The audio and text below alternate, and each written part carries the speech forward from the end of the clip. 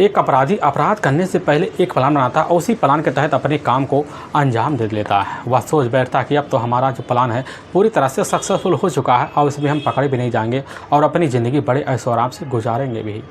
लेकिन कहा भी गया दोस्तों कि इंसान जिस तरह कर्म करता है उसको सेम वैसा ही फल मिल जाता है। आज की घटना में सेम कुछ ऐसा ही हो जाता है कि एक व्यक्ति अपने ही ज़िंदगी में ऐसा खेल खेल जाता है कि जिसकी वजह से वह हमेशा हमेशा के लिए जेल की सलाखों के पीछे पहुंच जाता है। लेकिन जब लोगों के सामने सच्चाई निकल के आता है, इसे सुनने के बाद लोगों का कलेजा तक भी थर्रास आ जाता है। आखिर क्या था आज की घटना में, आज की घटना में क्या हुआ, आज की घटना की आप पूरी तह तक सच्चाई जानने के लिए इस वीडियो को आप लास्ट तक ज़रूर देखिएगा। नमस्कार दोस्तों, मैं प्रदीप कुमार आपको स्टडी बात चैनल पे मैं स्वागत करता हूं। दोस्तों आज की यह जो सच्ची घटना है, यह घटना सुनाने से पहले मैं आपसे एक छोटा सा रिक्वेस्ट करना चाहता हूं, क्योंकि आप अगर इस चैनल पर नए आए हुए हैं, पहली बार आए हुए हैं, तो एक बार जाकर आप अपने इन्हीं प्यारे हाथों से आप इस चैनल को सब्सक्राइब ज़रूर कर लीजिएगा, ताकि आपकी वजह से आज जो वीडियो है, यह वीडियो काफ़ी लोगों तक पहुँचाया जा सके। अब इसके लिए हम आपके तहे दिल से भी शुक्रगुजार रहेंगे।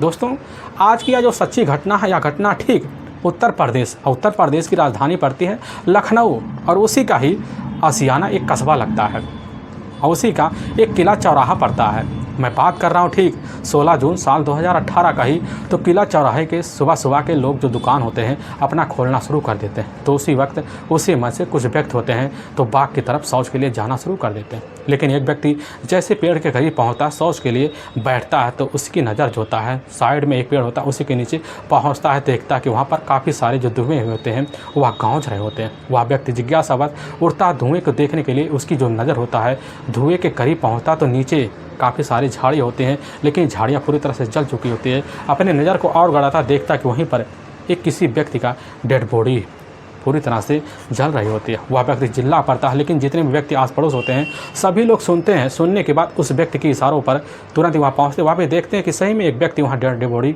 पूरी तरह से जल पड़ रही है। काफ़ी लोग इकट्ठा हो जाते हैं, सभी अपने अपने तरीके से बात करते हैं, लेकिन उसी में से एक व्यक्ति होता है जो अपने नज़दीक के पुलिस थाने अब आशियाना फ़ोन कर देता है। आशियाना के जो थाना प्रभारी होते हैं अब जितेंद्र प्रताप सिंह जैसी खबर पाते हैं तो अपने डल बी टीम को लेते हैं और साथ में पड़ोसी टीमों को सूचना भिजवा देते हैं और फोटो शूटर को भी सूचना भिजवा देते हैं। और बिना टाइम गंवाए जितेंद्र सिंह बताए हुए इसी घटना पर पहुँचते हैं। देखते हैं भीड़ पहले से लगा हुआ, लेकिन भीड़ जो होती है जैसे जितेंद्र सिंह के जिप्सी को देखते तो अपने आप हट जाती है। जितेंद्र सिंह करीब जाते हैं, देखते हैं कि सही में वहाँ एक व्यक्ति की डेड बॉडी जल रही होती है, लेकिन डेड बॉडी का जो हस होता है काफ़ी बेस से बुरी हो चुका है। पहचान में तो नहीं आ पाता है, लेकिन चेहरे के कुछ भनक तो वहाँ साहब तो लग जाती है कि पहचान में आ सकता है। तो वहाँ पर जितने भी खड़े व्यक्ति होते हैं पुलिस की टीम वहाँ खड़े हुए व्यक्तियों से पूछताछ करती है, लेकिन कोई भी व्यक्ति उस व्यक्ति की पहचान नहीं कर पाता है। पुलिस के सामने बड़ा गंभीर मुद्दा बन जाता है कि आखिर यह व्यक्ति यहाँ आया कैसे, डेड बॉडी यहाँ जलाने वाला कौन हो सकता है। पुलिस के सामने काफ़ी सवाल गूंज बैठते हैं, आखिर पुलिस अब करे तो करे क्या। तभी फोरेंसिक टीम भी आ जाती है और वहाँ पर फोटो शूटर भी आ जाते हैं। फोटो शूटर जो होते हैं अपना काम करना शुरू कर देते हैं। फोरेंसिक टीम भी अपने हिसाब से घटनास्थल पर जितने भी मौजूद साक्ष्य होते हैं वह जुटाने भी लग जाते हैं। तभी उन्हीं के पास जो होता है एक पर्स वहाँ झाड़ियों में हाथ में लग जाता है, और जैसे ही पर्स को खोलते हैं तो देखते पहचान पत्र होता है, लेकिन पहचान पत्र में फ़ोटो साफ से दिखाई नहीं देता। लेकिन उसी पहचान पत्र में अब नाम लिखा ज़रूर होता है, और पहचान पत्र में जो नाम लिखा होता है वह आधार कार्ड ही होता है।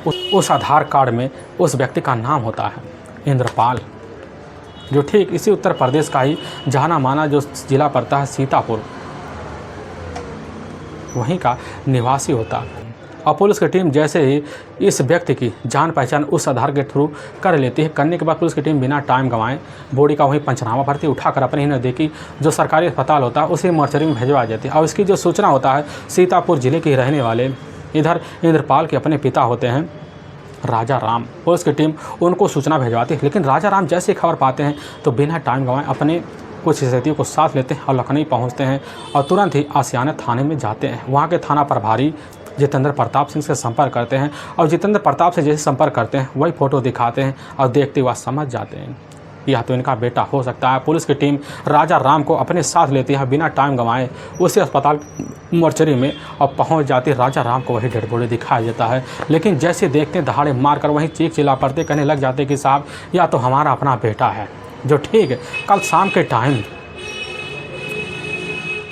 जहाँ पर काम करता है, जो क्वार्टर उसी क्वार्टर में से निकलता है और लेकिन दोबारा लौट कर नहीं आता, क्योंकि इसकी सूचना हमें वहाँ फ़ोन के द्वारा उसका अपने करीबी दोस्त के से मिल चुकी होती है। यह खबर जैसे राजाराम के द्वारा थाना प्रभारी अब जितेंद्र प्रताप सिंह पाने के बाद जो होता है उधर उनसे कुछ पूछताछ कहने लग जाते हैं कि आखिर क्या लगता है आपके बेटे के साथ इस कारनामे का अंजाम कौन दे सकता है। राजाराम कहने लग जाते हैं कि साहब हमें नहीं पता हमारे बेटे के साथ इस घटना को अंजाम कौन दे सकता है। पुलिस की टीम जो होती है उसी समय बिना टाइम गंवाए राजाराम से ही अब इंद्रपाल का मोबाइल नंबर लेती है, लेकिन जब लिया जाता है तो उसके मोबाइल नंबर का पूरा CDR डिटेल एक एक निकाला जाता है। लेकिन राजाराम के तहरीर पर अज्ञात हत्यारे के विरुद्ध धारा 302 के तहत मुकदमा दर्ज कर लिया जाता है और पुलिस के सामने CDR डिटेल निकल भी आ जाता है। उसी CDR डिटेल से पुलिस के सामने चौंकाने वाला रहस्य आता है। पता चल जाता है कि ठीक इंद्रपाल के मोबाइल नंबर से एक अनजान नंबर से कई महीनों से लगातार फ़ोन पे बात हुआ करते थे। लेकिन हाँ, ठीक 15 जून साल 2018 के शाम के वक्त लगभग एक ही नंबर से लगभग 5 मिनट कई बार बात हुए होते हैं। पुलिस की टीम समझ जाती है कि इस नंबर में कोई न रहस्य छुपा हुआ है। लेकिन पुलिस की टीम जब उस नंबर के बारे में पूरी बैकग्राउंड जानती, पता लगता है या जो रॉन्ग नंबर होता है या रॉन्ग नंबर किसी युवती का है जिसका नाम अब रूबी होता है, जो ठीक इसी आसियाना कस्बे के ही इलाके की रहने वाली होती है। पुलिस की टीम जैसे खबर पाती है रूबी के ही कमरे पर पहुंच जाती है, लेकिन रूबी उस समय अपने कमरे पर नहीं होती है। लेकिन आस पड़ोसी जो लोग होते हैं रूबी के बारे में पूरी एक एक बात बता देते हैं। पुलिस की टीम वहां खबर पाती है। अब जितेंद्र प्रताप सिंह यादव खबर पाने के बाद रूबी के अपने ही गाँव पहुँच जाते हैं, लेकिन पहुँचते रूबी वहीं मिल जाती है। पुलिस की टीम रूबी के उसके घर से धर दबोचती और थाने ले आती है। पुलिस की टीम जैसे ही रूबी से पूछताछ करती है। अब इंद्रपाल के बारे में पुलिस के सामने रूबी तो पड़ती है, लेकिन पुलिस की टीम को जब देखती थर थर कांपना शुरू कर देती है। अब इधर जितेंद्र प्रताप सिंह अपना पुलिसी अंदाज अपनाते हैं, तो रूबी सिंह जैसे पुलिसी अंदाज देखती है तो टूट जाती, कहने लग जाती है कि साहब हमारा एक अपना पुराना प्रेमी है आनंद पाल, जो हमारे ही करीब रहने वाला है। साहब उसी ने अपने 5 दोस्तों विकास, आलोक, अविनाश और साथ में गौरव और साथ में सुधीर के साथ मिलकर साहब इंद्रपाल की अपने हाथों से हत्या करवाई है। पुलिस की टीम जैसे खबर पाती है तो बिना टाइम गंवाए इधर एक टीम सुधीर और साथ में विकास, अविनाश, आलोक की तलाशी में लग जाती है। लेकिन कुछ टीम होती है उनकी तलाशी कर लेती है, उनको थाने लाते हैं। लेकिन जब थाने लाते हैं पांचों देखते हैं, देख कर वहीं दोनों को एकदम समझ जाते हैं पुलिस के सामने। लेकिन जो 6 मिलकर सच्चाई कबूल करते हैं, इसे सुनने के बाद पुलिस का कलेजा भी एकदम थर्रा सा जाता है। असल में इस घटना की शुरुआत होती है ठीक 12 साल पहले रूबी से होती है। रूबी का जो अपना गांव पड़ता है ठीक सीतापुर के ही एक छोटा मोटा गांव होता है, उसी गांव की रहने वाली होती है। पढ़ने में काफ़ी तेज तर्रार होती है, लेकिन जैसे रूबी 20 साल की होती है तो उसे लगने लगता है कि हमारा यहाँ रहकर पढ़ाई पूरा होने वाला नहीं है और ना अपनी शौक़ हम पूरा कर पाएंगे। रूबी उसी वक्त फैसला लेती है, अपने कुछ रिश्तेदारों की मदद लेती है। मदद की वजह से लखनऊ के ही आसियाने कस्बे में आती है, वहाँ जाती है, क्वार्टर लेती है, उसी में रहना शुरू कर देती है और वहाँ रहकर एक अच्छे नौकरी की तलाशी करती है। तभी उसकी जो नौकरी होती है पास एक अच्छा सा कंपनी होता है, उसी कंपनी में लग जाता है और अपने क्वार्टर में रहना शुरू कर देती है। वहीं 4 पैसे कमाती है और अपनी पढ़ाई बचे हुए पूरा करना शुरू कर देती है। और जब करने लग जाती है तो आने जाने की वजह से उसकी जो साधने होते हैं उसकी मजबूरी बन जाती है और इसी मजबूरी की वजह से वह कुछ अपने साधनों के लिए दोस्त खोजना शुरू कर देती है। तभी उसकी जो मुलाकात होती है ठीक उसी सीतापुर इलाके का रहने वाला एक छोटा सा गाँव होता है, वहीं का आनंद पाल होता है। और जैसे आनंद पाल से उसकी मुलाकात होता है, आनंद पाल जैसे ही अब रूबी को खूबसूरती को देखने के बाद दीवाना हो जाता है और रूबी को मन में पाने के लिए काफ़ी दिनों से कोशिश भी करता है। लेकिन रूबी के इशारा पाते ही रूबी को खुद उसके ही घर से उसके क्वार्टर से पिकअप करता और ले जाकर उसके ही कॉलेज और साथ में कुछ घंटे बाद उसके ही ऑफिस में छोड़ देता है। अब इधर आनंद का वही पेशा पड़ जाता है, लेकिन आने जाने की वजह से रूबी और साथ में आनंद के बीच इतनी करीबी बन जाती है कि दोनों के बीच दोस्ती हो जाती है। और दोस्ती का जो सिलसिला होता है धीरे धीरे मोबाइल थ्रू बातें शुरू हो जाती हैं और बातें शुरू धीरे धीरे प्रेम प्रसंग चल जाते हैं। लेकिन प्रेम प्रसंग का सिलसिला होता है धीरे धीरे संबंध में बन जाता है और संबंध का सिलसिला होता है धीरे धीरे चलकर शादी तक बढ़ जाते हैं और चलने लग जाते हैं। रूबी एक चाल स्वभाव की बड़ी अच्छी होती है, लेकिन बोलने में बड़ी चंचल चटपट होती है, एकदम ना किसी से सोचती ना समझती। अगर कोई भी व्यक्ति उसके सामने खड़ा हो जाता बेधड़क बोलना शुरू कर देते हैं। लेकिन तभी रूबी की जो मुलाकात होता है अब ठीक जाकर इंद्रपाल से हो जाता है। इंद्रपाल जो होता है ठीक रूबी जिस कंपनी में काम किया करती थी उसी में पहले से काम करने वाला होता है, लेकिन कंपनी में करने की वजह से एक साथ दोनों करीब आ जाते हैं और दोस्ती भी बन जाती है। इधर इंद्रपाल के साथ रूबी का घूमना फिरना चालू हो जाता है। लेकिन तभी एक दिन आनंदपाल जो था अपनी मार्केट से गुजर रहा था, तभी काला जो चौक पर था वहीं पर खड़ा होता है। इधर रूबी और साथ में इंद्रपाल को एक ही खड़े हुए गोलगप्पे की दुकान पर देख लेता है। लेकिन रूबी की मुस्कुराहट को देखकर आनंद के मन में शंकाएं जन्म लेती है। उसको लगने लगता है कि हमारे प्यार में कोई तीसरा पड़ गया है। लेकिन जैसे रूबी को शाम को देखता है, उसके करीब जाता, उससे उसी के बारे में पूछताछ करता है, तो रूबी तुरंत ही हामी भर लेते कि हाँ, वह तो हमारा अपना सिर्फ करीबी दोस्त है, लेकिन इतना तुम ध्यान रखो, वह हमारे और तुम्हारे प्यार में अड़ंगा बनने वाला नहीं है, बस सिर्फ दोस्ती तक सीमित है। लेकिन आनंद जो था रूबी की बात को ध्यान नहीं देता, अपने मन में शंकाएं लेकर उस दिन से चलना लगता है। उसके मन में शंकाएं होने लगती कि रूबी का कहीं ना कहीं उस लड़के के साथ अफेयर चल रहा है। लेकिन रूबी जैसे ही मौका पाती तो इंद्रपाल के साथ खूब भीना फीना लगा देती और दोस्ती में तब्दील करते हुए रिश्तों को अंजाम दे जाती। अब रिश्ते का जो सिलसिला होता है इंद्रपाल और साथ में रूबी के बीच चलने लग जाता। और ऐसे चलते चलते अब इंद्रपाल अपनी दोस्ती को इस तरह बढ़ा लेता कि शादी का फैसला लेता है। लेकिन इसकी खबर जैसे ही अब जाकर आनंदपाल को लगता है तो एकदम सनस रह जाता है, ना कुछ सोच पाता है ना कुछ समझ पाता है। रूबी के करीब जाता, काफ़ी समझाता हो जाता कि रूबी तुम इंद्रपाल से अब करीबी बनाना छोड़ दो, नहीं तो तुम्हारे लिए खुद आगे चलकर मुसीबत बनने वाला है, क्योंकि इंद्रपाल एक अच्छा लड़का नहीं है, वो हमारा किस्म का है, इसलिए तुम संभल जाओ, इसी में तुम्हारी भलाई है। रूबी भी बड़े ध्यान से इंद्रपाल की बात सुनती कहने लग जाती है कि आखिर तुम्हारे मन में क्या शंकाएं जन्म ले लिया है, आखिर तुम्हारे ऊपर हुक्म चलाने वाले होते कौन हो। आनंदपाल जैसी बात सुनता है एकदम सनस रह जाता है कि आखिर रूबी उस इंद्रपाल की बदौलत हमारे ऊपर धाव क्यों दिखा रही है, क्या कारण हो सकता है जिसके लिए हमने ज़िंदगी पूरी दांव पे लगा दी, जिसके लिए हमने पढ़ाई छोड़कर अपने घर में बस गए हैं और रूबी के लिए अपनी ज़िंदगी को संवार रहे हैं। तो आखिर हमारे लिए वह किस खिलाफ हो सकती, क्या कारण हो सकता है। वह समझ जाता कि जो कारण बनना ठीक इंद्रपाल ही बन रहा है और उसी दिन से इंद्रपाल के पीछे पड़ जाता है। इंद्रपाल को जाकर रूबी के खिलाफ इतना भड़का देता है कि रूबी से जो होता है इंद्रपाल दूरी बनाने की भरपूर कोशिश करता है, लेकिन उसके दिल को तसल्ली नहीं मिलता। इंद्रपाल फिर जाता है, रूबी से करीबी बनाता, फिर रिश्ता रख। अब इसकी खबर जाकर दोबारा आनंदपाल को लगता है, आनंदपाल खबर पाता है, दोबारा जाकर रूबी से मिलता, कहने लग जाता है कि अगर तुम उस लड़के से दूरी नहीं बनाती हो, समझ लो उस लड़के के लिए भारी पड़ जाएगा तुम्हारे इसी प्यार की वजह से। यह बात जैसे ही रूबी सुनने के बाद अपने कमरे पाती, लेकिन पूरी रात सो नहीं पाती। वह समझ जाती कहीं हमारे प्यार में इंद्रपाल के ऊपर कहीं मुसीबत ना पड़ जाए। उसी दिन से रूबी ठान लेते और इंद्रपाल से दूरी बनाना शुरू कर देते। लेकिन ना इधर इंद्रपाल को रूबी के बगैर रहना स्वाभाविक होता, ना इधर रूबी इंद्रपाल के बगैर रहना स्वाभाविक मानती है। लेकिन कुछ दिन तो शांत रहते हैं और उसी दिन से दोनों के बीच दूरी भी बन जाती है। बनने की वजह से दोनों एक दूसरे से दूरी बनाते लेते हैं, लेकिन मिलना जुलना काफ़ी मुश्किल हो जाती है। लेकिन हफ्ते में कभी 2 मिनट ही मिल पाते हैं।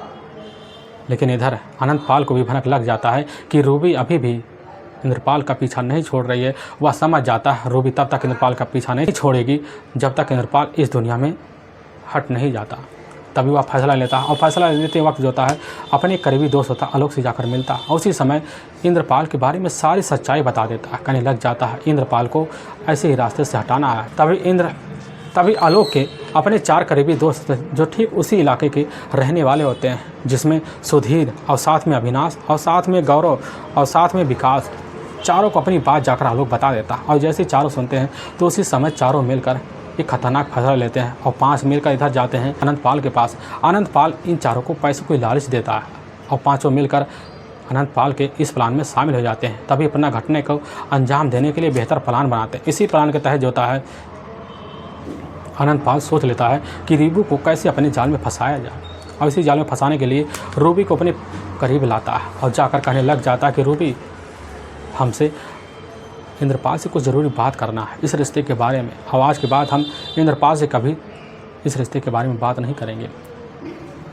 और जैसे रूबी आज बात सुनती है, सुनने के बाद आनंदपाल के बाद विश्वास कर लेती है, कहने लग जाती है कि ठीक है बताओ तुमसे उससे क्या बात करना है। आनंदपाल कह देता है कि हमसे उससे वही बात करना है जो तुम्हें नहीं पता है।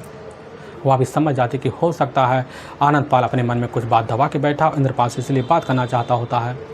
और तभी ठीक 15 जून साल 2018 का ही जैसे शाम का टाइम होता है तो उसी वक्त किले चौराहे के पास जाकर खुद रूबी और साथ में आनंदपाल दोनों खड़े हो जाते हैं। तो आनंदपाल इशारा करती है रूबी को और रूबी इशारा पाती अपना मोबाइल निकालती है और उसी वक्त बिना टाइम गंवाए रूबी जो होती है इंद्रपाल के पास फ़ोन कर देती है। कहने लग जाती है कि आज तुम्हारा एक करीबी दोस्त है आनंदपाल तुमसे मिलना चाहता है, हमारे और तुम्हारे रिश्ते के बारे में कुछ बात करना चाहता है और बात कर हम तुमसे ज़रूर करीबी रिश्ता बनाएंगे। यह बात जैसे आनंदपाल सुनने के बाद खुशी से सच पड़ता है और एक दुकान पे जाता है मेडिकल पे, कुछ मेडिकल वाला सामान लेता है, सोचता आज हमारी सारी मन्नतें तो रूबी पूरा करेगी। और वहीं से इंद्रपाल निकल जाता और निकल कर किला जो चौराहा होता है वहीं पहुंचता है और वहीं रूबी को अकेला पाता है और पाकर खुशी से पड़ता है। लेकिन रूबी जो थी उसको बहला फुसला कर कुछ दूर पर वहीं बिजली पासी एक किला होता है, बहुत घना जंगल होता है, उसी जंगल में लेकर रूबी पहुंच जाती है। लेकिन जैसे जाती है तो वहाँ झाड़ियों में खड़ा हुआ इधर आनंदपाल दिख जाता। आनंदपाल को देखता है इंद्रपाल एकदम चौंक जाता है। लेकिन उसी के पीछे पीछे आनंदपाल के अपने कुछ करीबी 4 दोस्त होते हैं, इधर आलोक और साथ में विकास और सुधीर और साथ में गौरव। पांचों को देखता है तो आनंदपाल ना कुछ समझ पाता है ना कुछ सोच पाता है। वह समझ जाता है कि हमारे साथ क्या होने वाला है और उसी वक्त फैसला अपना बदल देता है और वहाँ से इंद्रपाल भागने की भरपूर कोशिश, लेकिन पांचों मिलते हैं और एक दबोच लेते हैं और वहीं पर गला दबाकर हत्या कर देते हैं। लेकिन इधर पांचों मिलकर इस घटना के रहस्य को हमेशा मसले ख़त्म करने के लिए एक प्लान बनाते हैं। उसी प्लान के तहत इधर खुद आनंदपाल अपने गाड़ी के पास जाता है, डिग्गी में से काफ़ी सारे केरोसिन लेता है और लेने के बाद आनंदपाल की बॉडी पर छिड़काव कर देता है और उसकी बॉडी को वहीं पर आग के हवाले कर देता है और फिर छोड़ छाड़ कर इधर छौ के छौ वहाँ से अपने घर चले जाते हैं। लेकिन वाकई में दोस्तों पुलिस के सामने जब यह सच्चाई सुबह सुबह एक व्यक्ति के द्वारा निकल कर आती है, इससे सुनने के बाद पुलिस को अपने कानों पर यकीन नहीं होता। लेकिन पुलिस की जो टीम होती है जब छाव के द्वारा सच्चाई जान पाती है तो पुलिस की टीम बिना टाइम गंवाए अब इन छाव को ले जाती है, वहाँ के कोर्ट में पेश कर देती है और इन छाव पर काफ़ी गंभीर धारा मुकदमा दर्ज करके ले जाकर हमेशा हमेशा के लिए जेल के सलाखों के पीछे डाल देती है। दोस्तों हमें इस घटना का सुनाने का जो उद्देश्य है किसी के दिल को ठेस पहुंचाना नहीं, बल्कि आपको यह बताना है कि आप जहाँ भी रहे आप सावधान और सतर्क जरूर रहे। दोस्तों फिर मिलेंगे एक नए वीडियो के साथ, तब तक के लिए जय हिंद और जय भारत।